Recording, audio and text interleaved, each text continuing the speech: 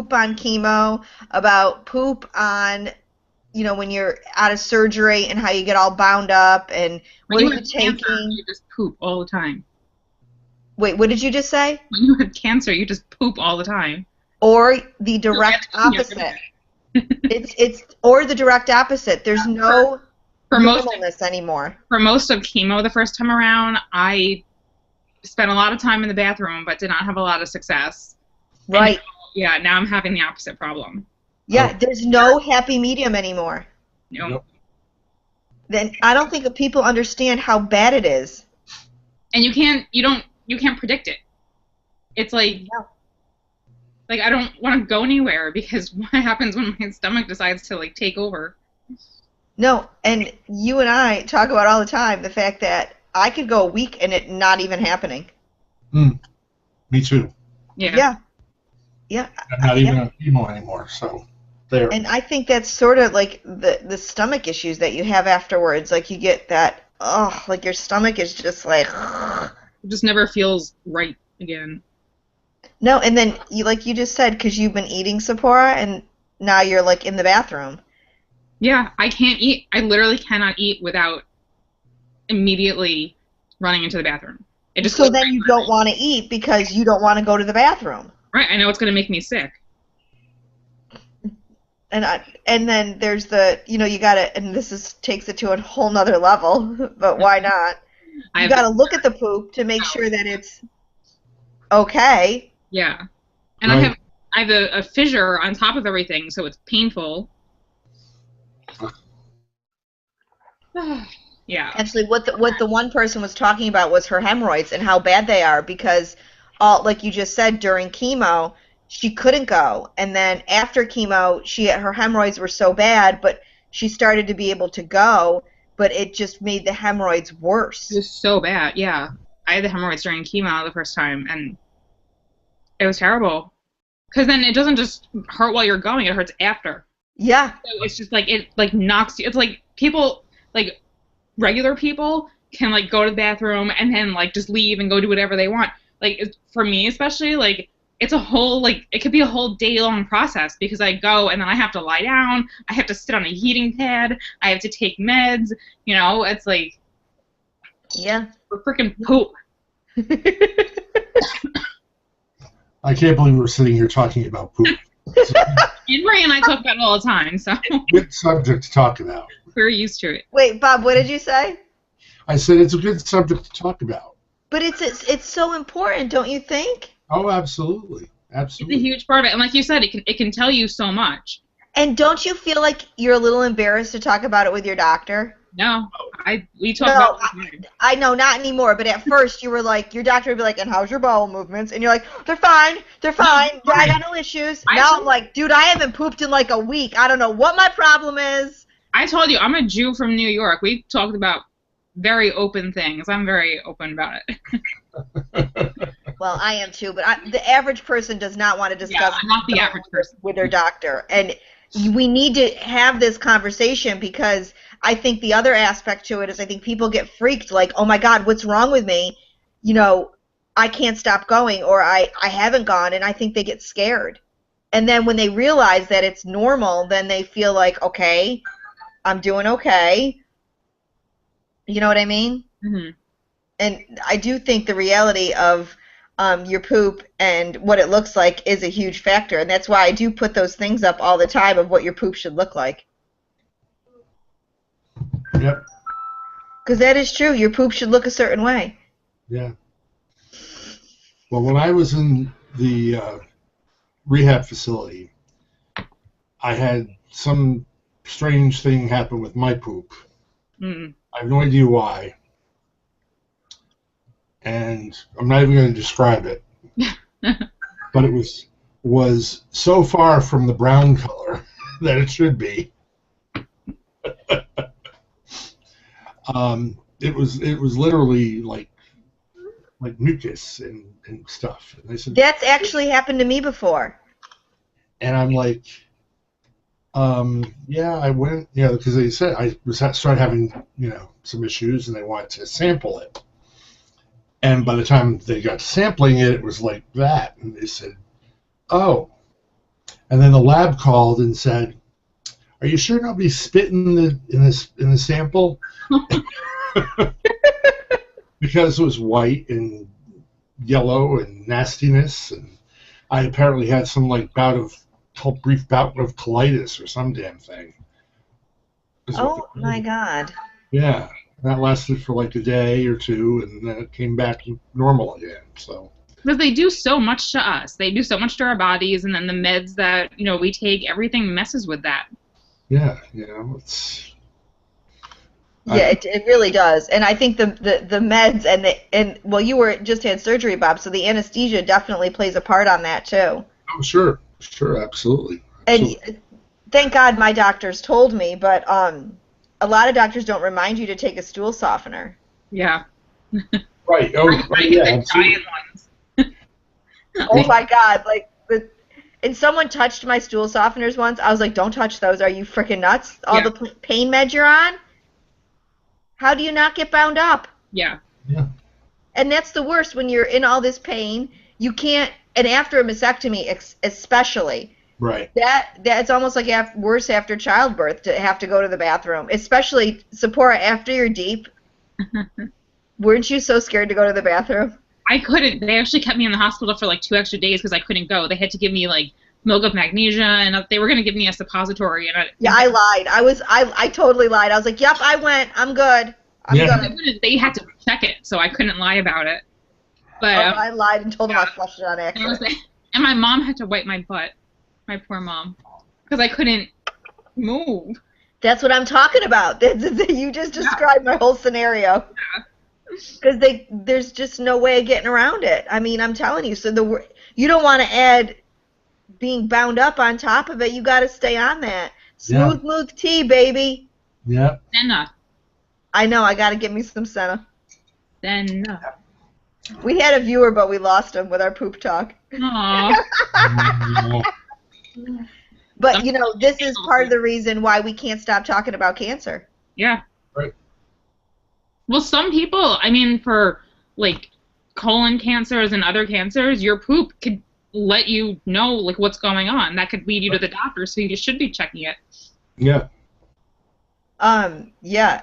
And did you see on Thanksgiving, my friend Scott, he is colon cancer, and he actually put a picture up of a toilet, and he said, "I feel bad for this toilet on the day after Thanksgiving," because he watches what he eats because he had colon cancer. So, everything he eats is modified. And Thanksgiving, he went hog wild, and he knew he was going to pay for it the next day. Yeah. Yeah. Yeah, like last night, like, we wanted pizza, and I knew that I'd get sick somehow. I would either throw it up or poop it out, and it decided to poop it out. I know, if someone would have said to you a year ago, "You're going to have a discussion, it's going to be broadcast, and you're going to talk about poop and cancer," you would have been like, "I am not going to talk about poop so people can see it." Yeah. I wish someone would ask us a poop question. Any questions out there about poop? Anyone? Anyone want to talk about poop? Annie, I wish. Oh, yes, she's in the right place. Hold on one second. There's a good girl here. Who? Andy Swats. Oh, okay. Join us. She would like to talk about poop, I bet. Who wouldn't? I don't know. Poop is just a funny thing. It is. And let's just admit, everybody poops. Everybody poops. You probably didn't go on Facebook yet, Sephora, but I put a thing up that said live, laugh, and poop. And then laugh at that. Well, come on, if it was just that easy. Anyways, so, Bob, you're doing better because you're home. Doing better. My knee still hurts a bit. Yeah. Still going to outpatient physical therapy. I went last Thursday and I went yesterday. Okay. And I've got trouble with extension of my leg. I'm off about 5 degrees. So my leg is just bent a little bit. So they're working on that. And bending my knee back, I'm at I think, 112 degrees, which allows me to climb the stairs and descend the Okay. stairs and do all that. It's actually easier going up and down the stairs with this knee than the other knee when I had the other knee done. So that's good. So I'm ahead of the game there. But this freaking swelling that I have in the knee just hurts. You know, the Right. hamstring is just so tight. So they're working on that. She gave me a nice 20-minute knee massage yesterday. Oh my gosh, really? Oh yeah, yeah. Did you have to get the little sensors put on, like that's, you know, like what are they called? Oh, the stem? Yeah. He hasn't done that yet this time around. I may bring it up, to her. We'll see. I hadn't been working with her because she was on vacation for Thanksgiving, so she's just getting back, and I've only had her the last 2 times, so. Okay. So we'll see. We'll see. It's just a slow process, but feeling pretty good. Aches a little bit, but I can walk without the cane. I'm not supposed to, but I walk without the cane around the house. Mm-hmm. I wore jeans, so I can't show you my scar. But I could post it on Facebook for everybody to see. Did you? I could. Is it a big scar? Pretty big, yeah. Andy just said, new knee, easier to get on and off the toilet to poop. Congrats, Bob, on the recovery. Yeah. Oh, there's your. There's my leg. Well, that's healing nice. Oh. Yeah. Yep. Yeah, it's a pretty scar. Yeah, it's a nice straight line. Yeah. Andy, I know you can hear me because you're listening, but I invited you. You just got to accept the invitation and join us that way. She can't figure out how to join in because she's a newbie. Yes, sir. It's just another surgery. You got to keep on it, Bob. Yep, absolutely, absolutely. So how many times do you go to rehab? Twice a week right now. I really wanted to try to get 3 times a week in, but it's tough with the schedule, so I'm going to try to finagle a way to do it. Even if I don't see her, I'll see somebody else. Are you doing anything at home? Like any sort of exercise? Yeah. Yeah, you have to. I was always bad about that whenever I am too, but I've been trying my best. So when you guys had your surgeries, your chest surgeries, did they teach you like the wall climbs and all that? Did your doctors do any of that? Yeah. I mean, my doctors didn't, but it's funny to me how many doctors did not teach that. I had the visiting nurse services come to the department to do physical therapy and occupational therapy, so they had me do that and some other things. Okay. Because I had to get ready for radiation, so I had to be able to move my arm. Right. Oh, true. Yeah. I don't remember. Because most do not do that, and I think that's it kind of sucks because I think those things are helpful to so many. Just like rehab for your knee. I mean, it is chest rehab essentially. He's giving me a crown. Who gave me that? I don't know. I think it was me. I'm trying to turn it off. Hang on, wrong button. So, Sephora, next week is Hanukkah. Yes, it is. How you feeling about it? Yay. Do you love Hanukkah? I love Hanukkah. My mom cleaned out my menorah. Yeah. So it's all... Where is it? Right here. Well, she sort of cleaned it. I think she stopped partway through. Oh, it's so pretty. Beautiful. It's a tree. It is so pretty. Yeah. It'll be very pretty when it's all lit up. Yeah. Yes, it will. I love lighting the candles. I like the smell of it. I know, they're just regular candles, but, for some reason, the smell of it around Hanukkah, it just, makes me happy. Yeah. Will your mom come up to light the first candle or no? She can't come up because it's on a weekday, but she might come up that weekend. Okay. But I'm going to see if some of my friends want to come over for the first night. Because the first 2 nights you say, an extra prayer or 2. and then the other nights you just stay like one. And we could all use a little extra prayer or two right now, right? Amen. You guys can FaceTime, and you could be here with it. I would love to do that. My Oh, kids love Hanukkah. Yeah, so I'll let you know when I'm lighting them. Because you light them at sundown, so lately sundown's what, 2 o'clock? Yeah. Exactly. So like 5-ish. Exactly. That is so true. So It freaks my aunt out. My aunt with dementia, because it gets dark so quick. yeah. Lots going on in this stupid cancer world that we live in. Lots of people getting bad news, and Yeah. a friend of mine died the other night. I'm sorry to hear that. Yeah. It was hard. Hey, Melissa. Hey, sorry I'm late. Oh, you got a crown. We don't really know how to get it off. I don't think I gave it to you. Because what I had up didn't do it. Let me see if I can get it off. You guys are just messing around. Wait, maybe there we go.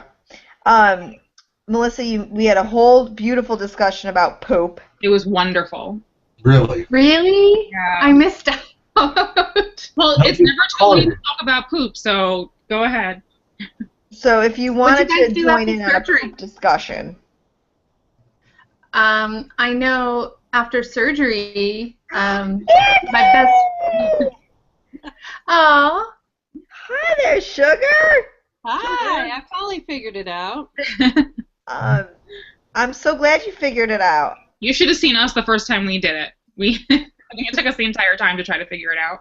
Well, I got a new laptop, and apparently it's a Mac, so it has to have extra little stuff added. Oh. Yeah, I have the Mac too, and it kind of, every time I thought I had it, it kept wanting me to do something else. Oh yes, Well, Sephora, I now remember it's that. telling me my microphone's not working. But you're hearing me and answering me, so I know that's not true. You It's totally lying did to it. you. It's full of lies. It's lying to us. Now, do you know, who don't you know on the board here? I know by name, but not necessarily by face. Bob and Sephora and you, and I don't know Melissa. Okay. hi, Andy. Hi. So this is Andy, and then that's Bob and Sephora, and Melissa. So we all just kind of hang out and we talk just about anything. Clearly, since you just heard our entire poop discussion. I did hear that.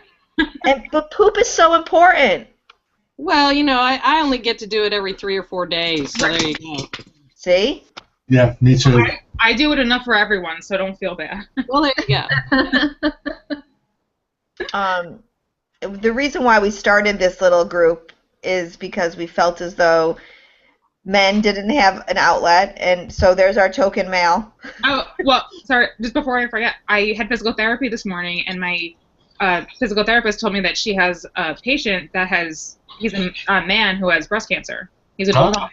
And So- will he come join us? Well, So I Bob's told not so him- lonely? I told him to look up Bob's film, and then Okay. he can contact Bob, or I told her that to give him my information, and so he Great. can contact me, and then I'll hook him up with Bob and us. And Yep. And we felt like people with metastatic cancer didn't have a voice, so we wanted a voice for that, and we wanted it to be a roundhouse so that everyone could join in and be able to discuss it all and have an outlet together.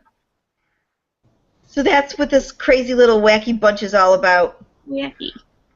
and we are really wacky. We're whacked out.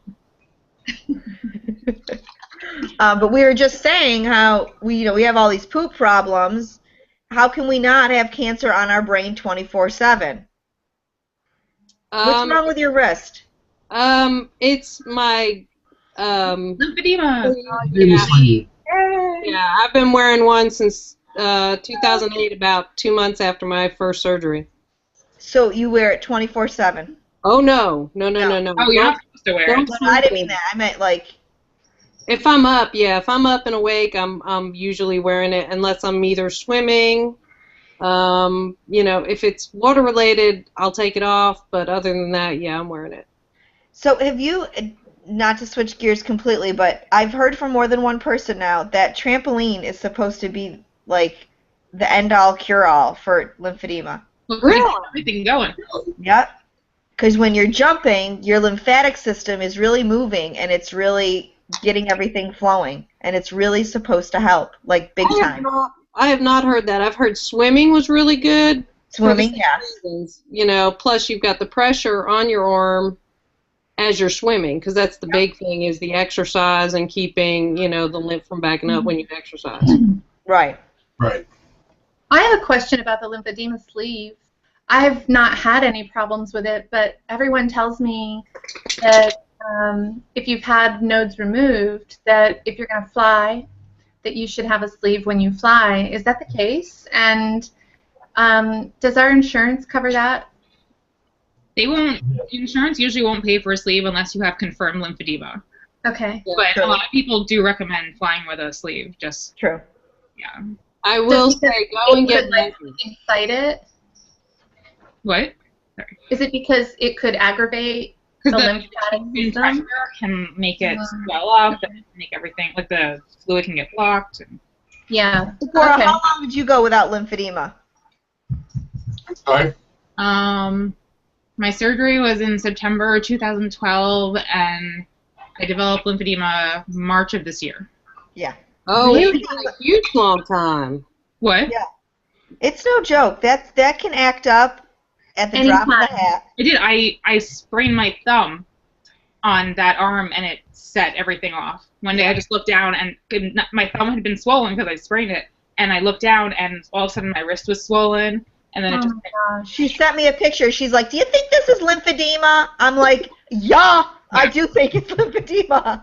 Well, I went in to it had swelled up the day before I see my doctor once a month, and so it happened the day before I saw them. So I went in, and they were like, "Well, it could be a blood clot," or so I had to go through all these tests, and then they were like, "No, I guess it's lymphedema." I had a hangnail. I pulled a hangnail off my finger, and my finger swelled up, and I had an infection, and they had to lance my fingernail because my lymphatic system just was so compromised. It can't drain. It doesn't fight off infection. And within 3 weeks, my whole hand had swelled up into my wrist, into my arm. So Mine started from my shoulder and worked down. Mine was more exercise related, and mine happened within 2 months of my surgery. So that's interesting. Andy, do you ever find that you have truncal lymphedema if you're just starting up there? Do you ever find that you're swollen? I'll get it like right under my arm, especially. Yeah. That and my massage therapist will let me know when like the left side of my back will get swollen. Yeah, because my girlfriend Angela has a real problem with truncal lymphedema, like horrible. Her back, her chest, it swells unbelievable. My massage therapist has been great for that, and although insurance doesn't cover it, you bet I'm writing that off of my taxes as a medical expense. Yeah, for sure. I mean, insurance is so screwed up when it comes to that sort of crap. Oh, yeah. Why aren't they covering something like therapeutic massage like that? Well, they even my insurance will cover 2 sleeves a year. Yeah. So I had the first sleeve. It's a Juzo, which is great. It's worked really well. But then they ordered me. They wouldn't cover another Juzo, so they got me a different kind. And it took them so long to approve the sleeve that by the time they got it, my arm had swelled up to the point where I couldn't even get it into that sleeve. So I couldn't use it, and then they wouldn't get me another one.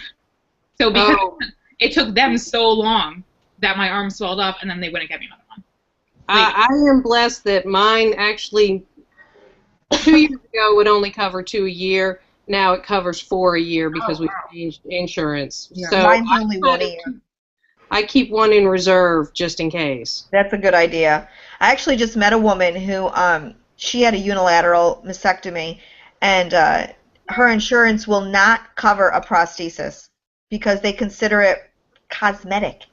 Oh, yeah. Cosmetic.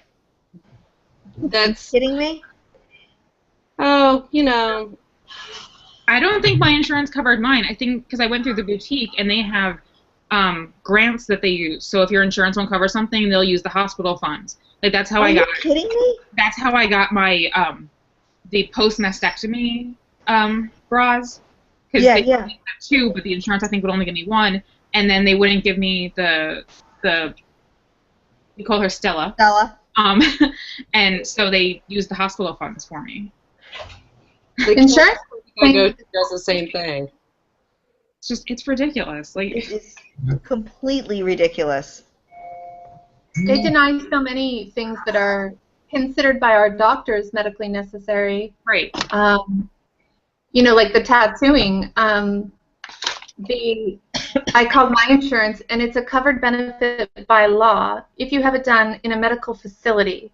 But I called them and I argued and I said, you know, there are not every medical facility has a tattoo artist, and this is an art. This is something that should be done by somebody who knows how to do that, and that is a person who's a tattoo artist by profession. Right. So, and my plastic surgeon sends all of his patients to a tattoo artist. So I argued with that, and I got a response that they would cover it as long as I had the letter from my doctor, and then the codes and everything from the artist. So, but you really have to fight for everything. Now, even because she's a 501c, they wouldn't cover it?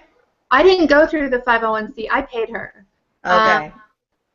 So I think she has a process with the 501c3 that you have to, meet certain criteria, and It's hilarious that the poor girl's got like it's a process. Like we need another process to go through. Right. But she covers a lot of things that, if you qualify, that could cover even like your travel expenses and housing, and like if you have to stay overnight in a hotel.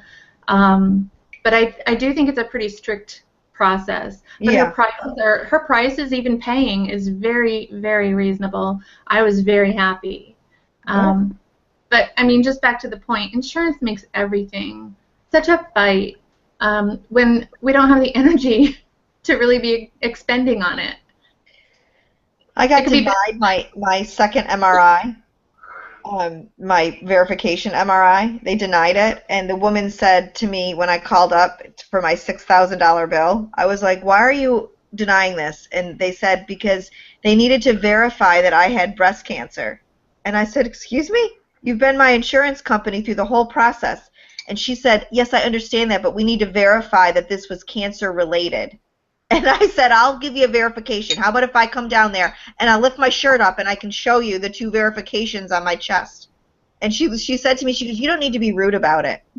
Oh my gosh. I was like, I don't need to be rude about it. You're arguing with me whether or not I had cancer when you've been my insurance company the entire time.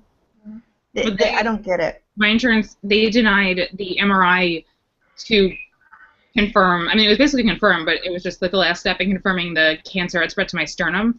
They not only denied it, they denied it the night before. Oh my God. They will deny things. Lisa. They will deny things the night before. Freak me out, and then all of a sudden the next day everything's fine. But I got a call. I got a call from my doctor's office the morning of the MRI, and they actually said, don't freak out. They said still come in, but the insurance said they're not covering it. But they said you have to have this done. It's medically necessary, and we're going to fight it. But it makes no sense. I've been told by my doctor when we were first talking about reconstruction. I said, so what if something goes wrong after the first time and it has to be redone? Is that something that's related to breast cancer in the future, or does that suddenly become cosmetic? And he said that the cancer diagnosis, once you have it, follows you throughout the lifetime. It doesn't. You wouldn't need a second reconstruction if you didn't need a first one, which you wouldn't need if you didn't have cancer. So it could all be traced back to stupid cancer. Right. Andy, tell me your whole DX, because I know it, but I just can't, and I know not everybody here knows it. So. Stage 2 in 2007, chemo, then surgery, then radiation, 5 lymph nodes positive out of 30-something they took. Oh my gosh. Well, I mean, fast forward to, so 2008 I finished everything. Fast forward to 2011, I'm fired from my job, and the next month I get told I've got stage 4. So, hey, hell of a month. Right. But you know what? I've been okay since then. It's staying in my bones. I've had a hysterectomy post where they found, quote, cancer in an ovary, but they didn't actually type it. They just said, oh, it must be breast cancer. Ugh. And, the weird thing is when they did the bone biopsy, I was triple negative. I went from ER/PR positive, HER2 negative to triple negative. But then when they did the hysterectomy, the ovary came back as a hormone-responsive cancer. That always freaks me out when it mutates. Like, hello, what are we doing? We flipping back and forth? What's going on? Am I negative? Am I positive? What am I supposed to be on? And how do they treat you? I started with paclitaxel. When it came back, I did that for 8 months and took a 3-month break because everything went down to 0, and now I'm on Xeloda, and I've been on Xeloda 22 months. So when you have different diagnoses, when the cells are coming back differently, like ER/PR positive and then triple negative, how do they make a choice? What's the best treatment? Because they're all treated so differently. Well, we went with the treatment for triple negative, but I'm still, it's not growing. So I've been stable in my past year and a half worth of CTs, so I'm just kind of hanging out in stable land, which is a weird place to be. And I'm going to be a wise ass right now, and I know you can all know my sarcasm. Andy has a really great positive attitude. It's her positive attitude that's keeping her stable. Because that's how we rock, right? Okay, but wait. It's that positive attitude and those prayers, It must be all the positive attitude and the prayers that are keeping you stable, girl. Yeah, I will. Anybody that wants to pray for me, I'm all about that. I'm totally with that because it makes them feel better, and I'll recognize that because I'd rather them, feel like they're doing something to help because that is good mentally. But, it is what it is, and it's just my new normal. I can't sit here and stress about it because that'd just make me goofy, and I'd eat more Xanax than I usually would at Christmas and Thanksgiving with all the family. Yes, but how positive were you when your cancer came back? I looked at him and let's just say that I had a better reaction than my husband, who started screaming at the oncologist, "What the hell? What the hell? We were done with this. What the hell?" Now, see, my dogs are getting involved. Sorry about that. But, whatever. It was just, it was like, okay, so I've been fired from a job. I'm already stressing the family budget with no job, and hey, let's throw some cancer bills at it, because why not? What the hell? And, this is, again, going back to how can we not, yes, we're totally sick of discussing all of this, but this is our life. This is the new normal. This is everyday occurrence. This is me, you wake up, you take your pills, you go to bed, you take your pills. It's your daily life, Yeah, and part of it is not getting stressed out about it. For me, personally, I try to just go, all right, it is what it is, and move on, because I can't change it. And stressing about it's not going to do me any good, and I kind of don't care what it does for anybody else, but I have to do what's right for me. Yeah. Is that your personality, though? I'm a very type A person, and it's been a switch for me to just kind of sit back and go, all right, I can't control this. I can't make it go away, so I have to just sit back and go, all right, I'm going to put that to the side and move on. That was the gift cancer gave you. Yes. I'm full of shit here, right? I love you. Bless your heart. So you weren't like that before, but you had to. This is something I actually just was saying this to another friend. You put your big girl pants on, and said, you know what? Fuck it.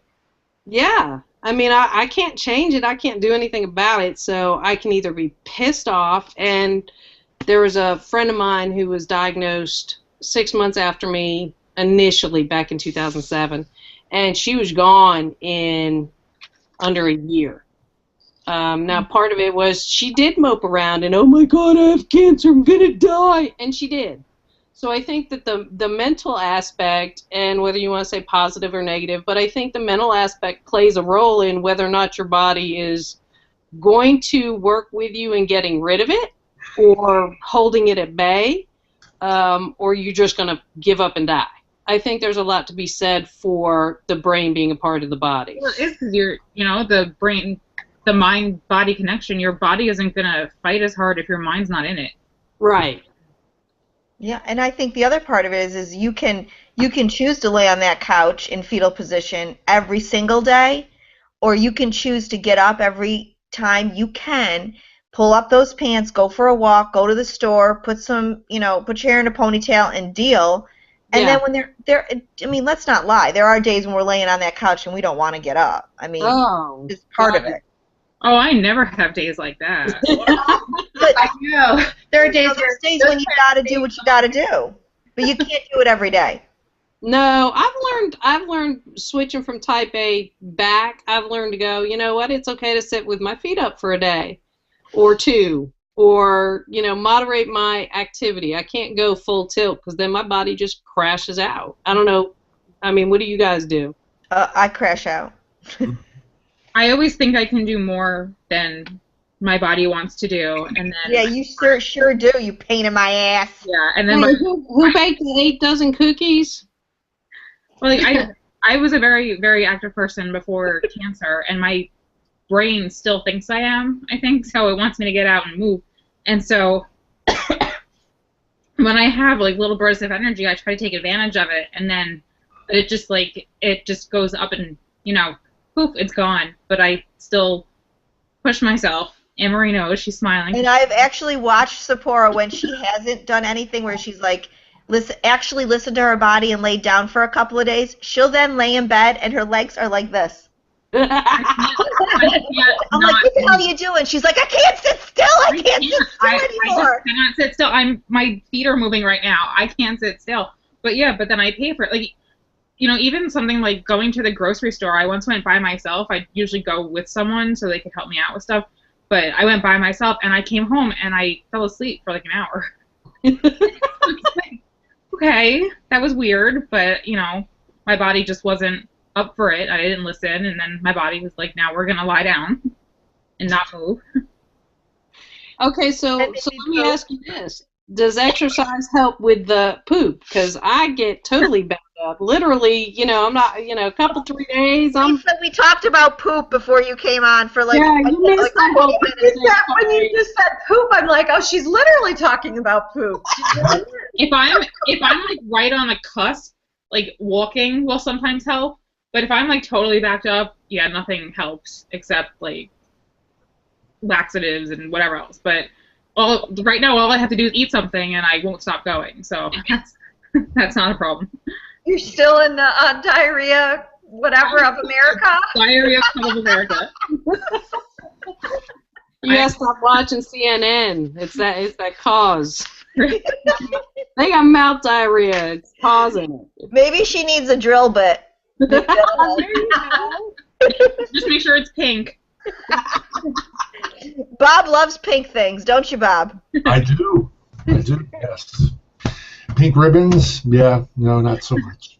How about pink energy drinks with that whole nickel a bottle going? Oh, yeah.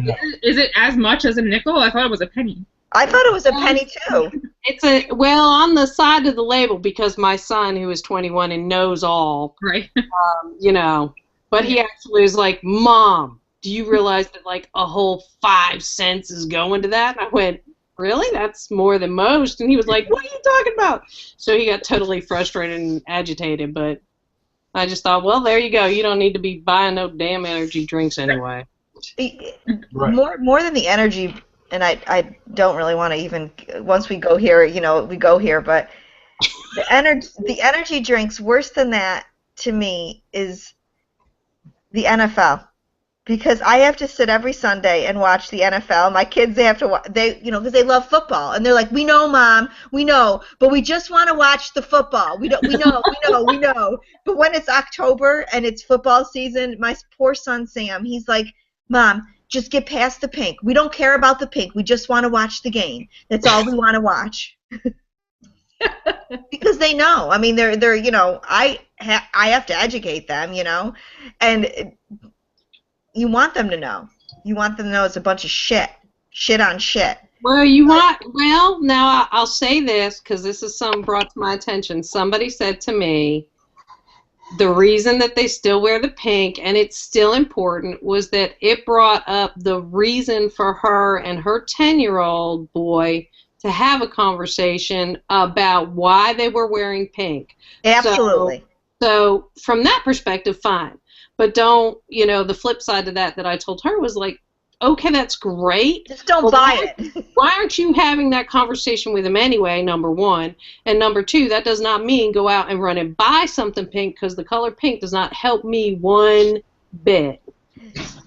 Yeah, and actually that's what infuriates me the most. This morning I woke up and found out a friend of mine died, and then another friend's sister-in-law is dying, and I just want to shake. I'm like, where's the racing for the cure? Where's the pink lids for a cure? What the They did so much in October. Why do they have to do something the rest of the year? Last I checked, y'all still have cancer right now, right? Even though it's December? Yeah. Damn it, I thought we did good last October. I thought we cured your bus. We did not race enough. We did not blow up enough pink balloons. We did not drill enough holes. Let's just get on it. And so my one girlfriend, I mean, when she told me, when she really was talking about her cancer history on her husband's side, her two sister-in-laws died of breast cancer. The mother-in-law died of lung cancer. The father-in-law had prostate cancer, and it runs on her family. And I said, you need to be very aware with your children. And she said, yes, I know. She said something about her daughter. And I said, don't you have a son? And she said, yes. I said, honey, this is not just about girls. Hormones. He's got hormones. He's got breasts. This is both. And she's like, oh my God, you're right. I mean, I want to shake people. This is what all this propaganda does. This is what all this pink bullshit does, is it dilutes it and it switches it so that they don't see the truth to all of it. They don't see the Bobs. They don't see the Andys and the Sephoras. They see this beautiful little Well, wait, don't forget, we're not really cancer patients because we have hair, too. Oh, that's absolutely right. I'm the healthiest person I know because I just look it. And you two look really good, so forget it. Yeah, we look so good. Yeah. Actually, Lisa met her, a good friend of mine, Kristen. She has a very rare form of cancer, and she's never even had surgery. They can't even treat it. It's so rare. And she gets constantly, people come up to her and say, my God, you look so good. And she has to literally squeeze herself because she wants to punch people. She's stage 4. It's like she's riddled. Oh, yeah. Well, yeah, people tell me, oh, you look great, so the cancer's gone. Like, no. My hair is or, hey, I heard your scan was stable, so you're done with treatment, right? Cured, right? Yeah. I'm telling you, guys. Go ahead, Melissa. I'm sorry. I just wanted to say, this gets me all clammy and sweaty and my heart's racing because I was there. I was one of those people before I was diagnosed. And I wasn't running around with pink tutus and buying a bunch of pink ribbon stuff, but even with all of that out there and all of that awareness, I didn't know these things. I mean, I think that, I felt a lot of guilt because even in the first 9 months of my cancer treatment, I was still very unaware of these facts and these issues, and there's a part of me that really feels bad about that. And I can understand why so many people are so in the dark because they're not really being delivered the truth, and that's why this is so wonderful because this is an opportunity for anyone out there who tunes in to learn more. I mean, because I didn't know the truth. Right. But that's Well, what you were blinded by education's pink. about, though. Go ahead, Bob. What'd you say? I was just going to say she was blinded by pink. Right. So, Right. yeah, I we're all love blinded by pink before we're diagnosed. Well, blinded by Here. pink and the false hope that it brings. And, you know, people need to be aware of the fact that, you know, pink doesn't equal life. It doesn't equal, you know, Cure. Or that yeah. you're safe. Or that once it's gone, it's not coming back. Right. You know, like those are the myths that I bought into. And it wasn't until, you know, sometime after I was learning that I was astonished that those were not the realities. Well, why would you now? I mean, I remember I was diagnosed in November, and I'm a nurse, and I worked in the emergency room. And in October, it was pink, and I bought like all these T-shirts for my daughters of this local breast cancer whatever, and I bought the Cure T-shirts or whatever. And then the next month, I was It's part of the problem. Well, why would you Did know? it? Yeah, I mean, who? You think you're doing a good thing? Yes. You don't know. I didn't know even after my treatment. I didn't know about. I'm still learning more all the time, especially about metastatic and stage 4 and What, Or about who Susan G. Komen really, what that you know organization really does, who they really are. right. well, what we with cancer know that other people don't is that all that stuff, it doesn't equal good research and good treatments and good outcomes. It just equals good advertising. Right. And Yeah. they're the ones I that was marching in the march. Even after, like right after my diagnosis, I was marching in the march. I was what do they call them? I mean, I was a drone. I was just, you know, going through the mob, and I did a Coleman walk 2 days before my mastectomy. Well, I didn't. And I would never do it again. I will add to that completely, because not only for 7 years did I sit on the board of Komen, I was a team captain coordinator. Yep. I, for 5 years, had the biggest team of Komen. I raised over $300,000 for them. The year of my diagnosis, they shut the door on me, pulled me from all of my ads. I used to be their spokesperson before my diagnosis. Before. The year of my diagnosis, they pulled me from everything. They did not like my approach, because when I found out I had cancer, I opened up to all of this instantly, because I started blogging. I met, you know, Downstate Anne Marie. I met, you know, I met Not Telling. I met all these incredible bloggers who opened my eyes instantly to what really was going on, and I bared it all on everywhere and had fundraisers, and they did not like it. They pulled me from everything. I won 5 awards the day of the Komen race. They did not pull me on stage. They threw my awards into the pavilion and left them there. I had 500 people on my team for Race for the Cure. 500. You were tainted meat. They did nothing. And they called me up afterwards to ask me my experience, and I ripped them a new one. And I have not been back since. Last year, their numbers were down 37%. Now, am I to say that was all me? No.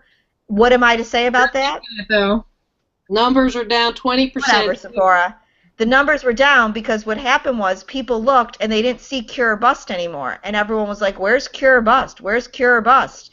They saw our team climbing, and what that did for that race was it encouraged other teams to join it. If that team can get 200 people, I can get 200 people. All the numbers were down completely.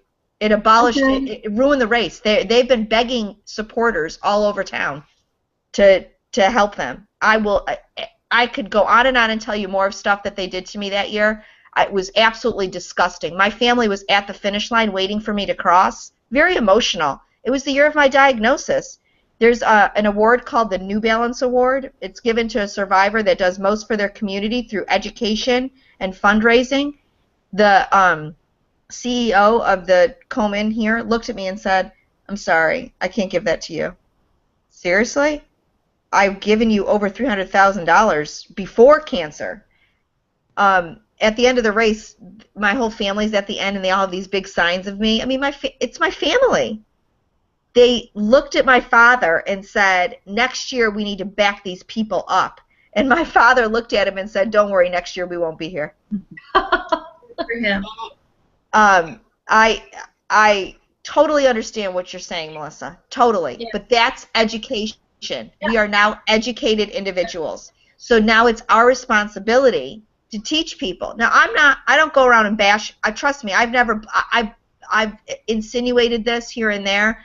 I could blast them out of the water. I've actually thought about going to the paper with it, and if I did, they'd be screwed because our community would be disgusted by it. It was really bad what they did. Yeah. Really bad. I think it's our responsibility to educate. As far as the pink goes, I love pink. I love wearing a pink boa and a pink tutu and all of it. That's me. It has nothing to do with breast cancer to me, though. Absolutely nothing. Right. It doesn't mean breast cancer. It's just I'd wear a black sequence tutu if you put it on me. Yeah. You know, what does a color have to do with cancer? That nothing. Nothing. And see, I was totally not a pink girl before my diagnosis, and now I've got more pink than I've ever had. And yeah, I'm done with it. Yeah, So it has nothing to do with cancer. Right, Yeah. but to me, pink is connected with breast cancer because everybody kept buying me, oh, you want this pink bracelet, you want this pink necklace, you want this pink shirt, you want this pink hat, you want pink, pink, pink, pink, pink, and I'm like, bleh. Now, I will say the only thing about pink is if you look up the definition of the word, it does embody to me what a breast cancer survivor is. You know, anyone who's gone through breast cancer and the connection that we all have, the word pink, what it means, compassionate, loyal, loving, you know, that to me means more than the color. But I'm a color person, so that's different.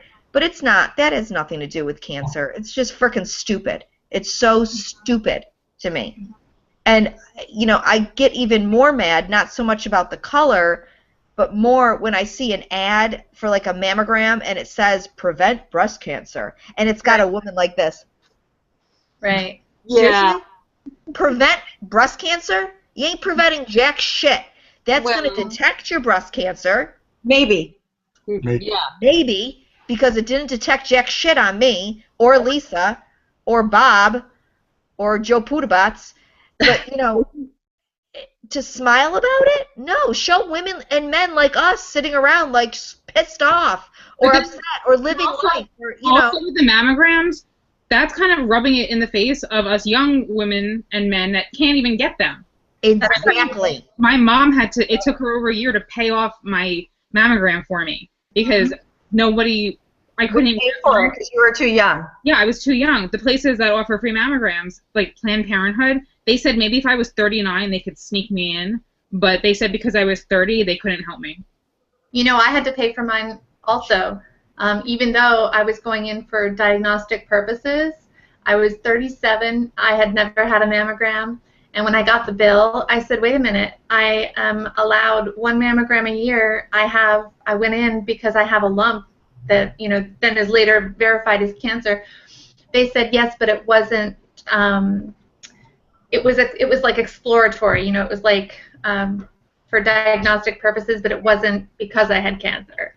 And so I've never won that fight. I had to pay for that too. And those are because I have inflammatory breast cancer and it has visible symptoms. So mine was also diagnostic because my doctor took one look at it and she was like, this is inflammatory breast cancer, but they couldn't move forward until I had the diagnosis. But I couldn't get the diagnosis until they did the mammogram, which first of all, my God, doesn't show inflammatory breast cancer, one, unless you really know what to look for and if it's really advanced, and the ultrasound too. And yeah, no one would help. I had to wait 2 weeks to get into a clinic. I had to wait behind everyone else who has insurance. 2 weeks. 2 weeks for inflammatory breast cancer is no joke. No. I mean, it literally developed in 2 weeks. Yeah. I went from having nothing to all of a sudden my breast was twice its size in 2 weeks, and then they made I believe that. another 2 weeks. Andy, how did you find it? I had a lump, and I am I am so blessed, so fortunate, so amazed because I went into my doctor and he felt it and went, okay, you are going this afternoon. And she got me in that afternoon. And from there, I went from there to having an appointment with a breast surgeon within 3 days, and he got me in with an oncologist like 3 days after that. I mean, literally in 2 weeks, which, I mean, I know it's kind of like head spinning, but in 2 weeks I'd gone from, hey, I got a lump to, hey, I'm meeting with an oncologist. I know. Isn't that insane? How Well, fast I mean, I'm hearing, you know, poor Sephora had to wait 2 weeks just to get her mammogram. I'm 2 weeks and I've got poof everything done, and I know, I'm not saying I'm thrilled, but I at least know I've got a diagnosis. I know I've got something, I've got a plan I can work. Well, Bob had to wait almost six months, right, Bob, before they did anything? Okay. Well, The no, fact that you didn't go kill anybody is amazing. well, I had found my initial pea-sized lump years before. I hadn't gone back to the doctor because I wasn't sick. And then when I went to the doctor for something else, you know, I said, oh, by the way, what about that lump? And it was 2 weeks before I saw the surgeon. So I had my mammogram in a week and my ultrasound, and then it was like a week before I got the actual final diagnosis from the surgeon that it was breast cancer. And then I didn't use him, and then the following Tuesday, I had seen the surgeon I was going to use, and it was spending, so really it was about 2 weeks until I saw the surgeon to get the diagnosis. Bob, how long was it between the time you initially noticed it yourself before you told your doctor about it? I had mentioned it very early on. I had seen him and said, gee, you know, I've got this little pea-sized lump right above my nipple. That's how mine was. That's exactly how I described it. It was like a pea. And I prefer Skittle myself. Yeah, jelly bean. Right. Skittle in my chest. It may turn into cancer. Did it grow? Yeah, Did you notice any change? It changed. Well, I hadn't been to the doctor after that. I had a job, you know, got outsourced, went on Cobra, off of Cobra. So it was, well, there's 18 months right there. So it was several years before I brought it back to him. I had an ear infection, so that's why I was at that visit. I said, by the way, what about this lump? And by that time, it was bigger, it was deformed. I could feel it, you know, had changed. It hurt when I touched it. And he took one look at it and saw my nipple was inverted. He sent me right over to get a mammogram down the street at the hospital, and you know, the rest is history. So it was there for several years. Personally, I think that the stress I was under at the job I was at caused it to flare. Mm-hmm. Really was kind of stable up until that point, and then there was a 6-month period where I was working a very stressful job, and I think that's when it really took off. Where do you live, Andy? Memphis, Tennessee. Memphis, Tennessee. Yeah, well, I'm originally from New York, so y'all just hush. We're not all from New York. I think. No, Say again, Lisa? You said you have your accent. What, your initial cancer was hormone positive, though? Yes. And then when it came back in the bones, the bone biopsy said it was triple negative. That I'm telling you, more than anything, a mutated cancer like that, it freaks me out. I don't know why. And they knew it was breast cancer. That it spread to the bone, even though it wasn't the original breast cancer. Yeah, I know, and I had some questions about that too, and they said it's not common, but it's not so rare that we're freaking out about it. It does happen, it's just not as common as... Andy, do you know Jenny Johnson, the Good Spark? Wait a minute. I think that's the Jenny you hooked us up with. I think you hooked us she's up. the same thing. Yes. Yeah. Okay. I hoped I did. Yeah, you did. Okay, good. And you I know, like to hook people up. and Anne-Marie, Matchmaker. Bill had converted when he was stage 4. He Right. converted his. Now that's interesting to me. Bill converted too. So now, Andy, did you know Bill Becker? I did not. I only got connected with you guys right about the time Bill passed. Okay. So that brings me to an interesting question. I'm wondering how many Metsters convert. How many times does that happen? If you're HER2/neu positive, you pretty much stay HER2/neu positive in the Metster community, as far as I can tell. But as far as going positive and negative, I'm sorry, HER2/neu, you mean HER2 positive, not... right? If you're HER2 positive, Okay. It stays that way? it stays positive. It's been my understanding. Or at least that's most of who I'm finding. But to go an ER/PR positive to ER/PR negative, it's not that uncommon, but it's not the majority. So somewhere around 30%, 20%, 30%. I don't know, but I'm not unique enough that they're freaking out about it, but it's also not the majority. And Bob, you're saying Bill turned to triple negative also? I believe so. Yes. Is that because there were hormone medications that were preventing? Tamoxifen, so that could be. You're on tamoxifen? I was. Okay, how many milligrams? Oh shit! I quit taking it when it came back. Probably 20. Everyone's on 20. Probably. Yep. I don't get that. It makes me so angry. But Melissa, they say part of the reason for that gene doing that is because it becomes resistant to the chemo strand and then mutates and changes into super cancer. Yeah. Ta-da! So it doesn't need the hormone anymore. Right. It doesn't. It mutates into a different one. Did you guys read that guy's blog or that guy's obituary who died? And he wrote his own obituary. Spider-Man one. Awesome. Just what a great thing to leave his child. Like that kid's gonna read that and I just loved it. All right, well we're out of time. It's a little after 2. I'm sure everyone's got things they gotta do. Sephora had to go, literally. Oh. She disappeared. Eat her some Skittles, Anne-Marie. I try to give her Skittles. She's more of a salty girl, though. No, and frickin' if Sue, Stick It to Cancer, she sends me a tweet telling me that Skittles has, like, some sort of, like, cocoon eggs in them. Like, why would you do that? I was having a bad day as it was, and then she ruined it by telling me Skittles has got a cocoon egg in it.